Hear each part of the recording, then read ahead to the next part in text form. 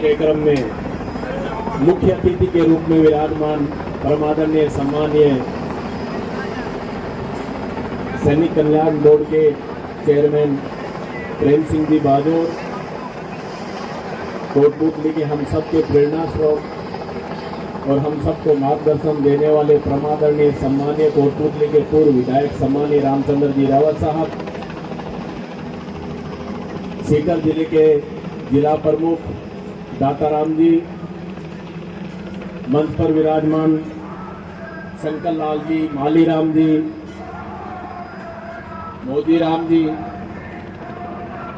और मैं सभी का नाम लंबा हो जाए, सम्मानित मंच, मेरे सामने विराजमान परमादरणीय सम्मानीय मेरे बुजुर्गों, नौजवान साथियों, और जहां तक मेरी आवाज जा रही है, मेरी मातृशक्ति को मेरा नमन।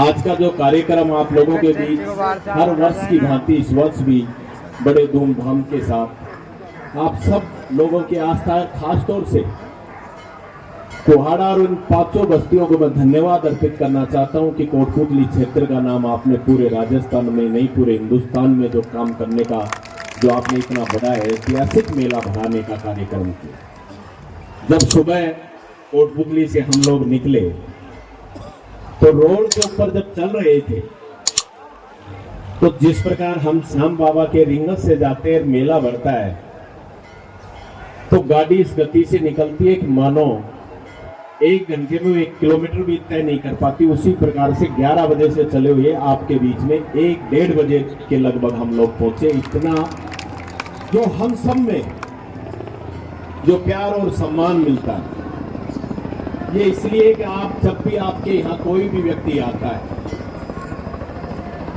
तो ये सभी लोग अपने पलक पावड़े बिछाकर उसको देव तुल्य मानकर उसकी आराधना करते हैं, उसका मान और सम्मान करते हैं। और मेले में जहां भी जैसी भी व्यवस्थाएं रहती है, हर व्यक्ति के पास एक व्यक्ति जरूर खड़ा रहता है। जिस व्यक्ति को जहां कोई भी आवश्यकता पड़ती है तो तुरंत प्रभाव से दूसरा व्यक्ति उसके पास खड़ा मिलता है। मेले बहुत से बढ़ते हैं, लेकिन जो लोगों की सेवा यहाँ की जाती है।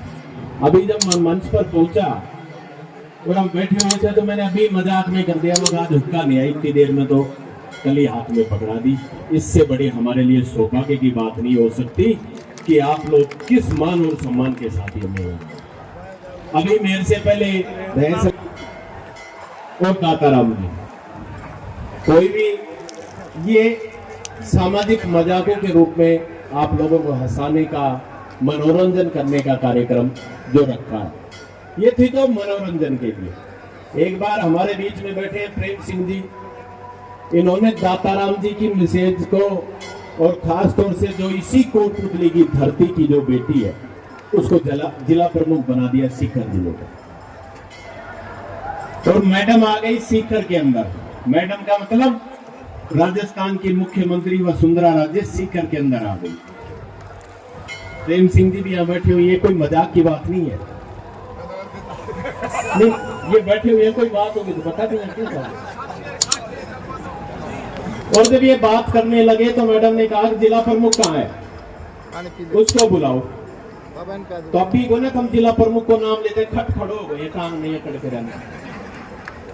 ये उनकन जाबा लागो। जब किसी अधिकारी ने कहा प्रेम सिंह जी तो क्या कहते, प्रेम सिंह जी तो हमने बनाए थे, नहीं लेकर रहना, जा ज्यादा तरह जिला प्रमुख तो छोड़ो। जब यह कनेसी का आयो मैडम का हेलीकॉप्टर में बैठ वाला है, जब अधिकारी बोल दिया बोले मैडम ये जिला प्रमुख नहीं है, जिला प्रमुख तो और है, इनके घर से है और ये खुद हर जगह उस कार्यक्रम में पहुंचता है। तो वसुंधरा के सामने तो अच्छा कौन टिक पाओगे। जब मैं आंख उठाकर बोला आप जिला प्रमुख हो, नहीं कहते मेरे भाई जी जिला प्रमुख। ये तो बातें चलती रहती है। मैं तो इतना कहना चाहता हूं मेरे साथियों, मेरे नौजवान साथियों, मेरे बुजुर्गों, आज इस पावन मेले के पर्व में जब हम लोग कोहाड़ा की इस बस्ती पर पैर रखा और इस धरा में आए तो ऐसा देखने को मिल रहा था कि मानो पूरे देवी देवता आप लोगों पे इतने खुश हो, जहां भी देखे सिर्फ खुशहाली का माहौल, कहीं कोई अलगोजे बजा रहा है, कोई धमाल कार्यक्रम चल रहा है, कहीं कोई और कार्यक्रम चल रहा है। ऐसा हर भारतीय संस्कृति का समावेश हर जगह हो नहीं सकता। ये हम अपने आप में सौभाग्यशाली मानते हैं कि हमें भी इस कोटपुतली की धरा पर जन्म लेने का मौका मिला, आप लोगों के दर्शन करने का मौका मिला, और आप लोगों से मिलकर जब भी इस मेले में आते तो बड़ी अपने आप में गौरवान्वित साल महसूस करते हैं कि हमारे यहाँ इस बस्ती में भी ऐसा मेला बनता है। मैं तो आज ज्यादा लंबा नहीं कहते हुए इतना जरूर कहना चाहूंगा साथियों कि सदैव मैंने एक ही बात कही है और आज भी कहना चाहूंगा कि रामस्वरूप कसाना इस कोटपुतली की जनता के लिए बना है। ये बात अलग है कि मैंने जब कुछ भी नहीं किया तो आप लोगों ने राजस्थान की उस बड़ी महापंचायत में मुझे भेजने का कार्यक्रम भी आप लोगों ने के द्वारा चुना। मैं जब भी विधायक बना तो मैं सोचता था कि मैंने ऐसा कौन सा राजनीति में काम किया जिससे मैं विधायक बना, लेकिन वो समझ में नहीं आया। मैं कई बार एक मन में विचार करता था, परमपिता परमेश्वर से कामना करता था कि हे परमपिता परमेश्वर, मुझे इस कोटपुतली की जनता ने राजस्थान की उस बड़ी महापंचायत में भेजा, ये बात तो सही है, लेकिन मुझे इतनी शक्ति प्रदान करना कि जब मौका मिले इन लोगों को तो इन लोगों की सेवा कर सकूं, इन लोगों के सुख और दुख में काम आ सकूं, इतनी शक्ति प्रदान करना।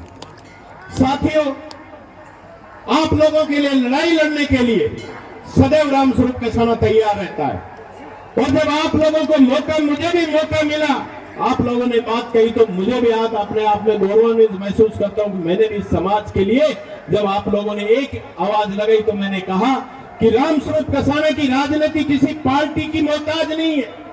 रामस्वरूप कसाना किसी पार्टी के लिए मोहताज नहीं था।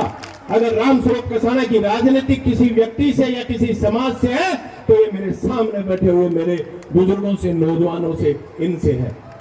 और जब मौका मिला तो मैंने कहा था, आज भी कहना चाहता हूं, जो कर्ज आप लोगों ने मुझे दिया, मैं इस जीवन में उस कर्ज को उतार नहीं सकता, लेकिन वादा करता हूं कोटपुतली की जनता से कि रामस्वरूप कसाना जब तक जिएगा आपका कर्ज नहीं चुका सकता, लेकिन समय पर ब्याज चुकाने का काम करता रहेगा। ये विश्वास दिलाना चाहता हूं। साथियों, आज फिर कहना चाहूंगा इस मंच के माध्यम से कि जब समय आएगा राजस्थान का इतिहास लिखने का तो कोटपुतली पीछे नहीं रहेगी। हमें आवश्यकता पड़ी अपने खून से, लहू से अगर इतिहास लिखने की, तो मैं विश्वास दिलाना चाहता हूं कि कोटपुतली का नाम राजस्थान के स्वर्ण अक्षरों में लिखा जाएगा। साथियों, एक बार एक जंगल में आग लगी और आग लगी तो सभी पक्षी उड़कर दूर चले गए। एक चिड़िया थी, वहीं पास में एक तालाब था, उस तालाब के अंदर जाती और चोंच भर के और उस जंगल की आग बुझाने का काम करती। तो किसी दूसरे जानवर ने कहा कि क्या तेरी चोंच में जो तू पानी भर के ला रही है, क्या इससे इस जंगल की आग बुझ जाएगी?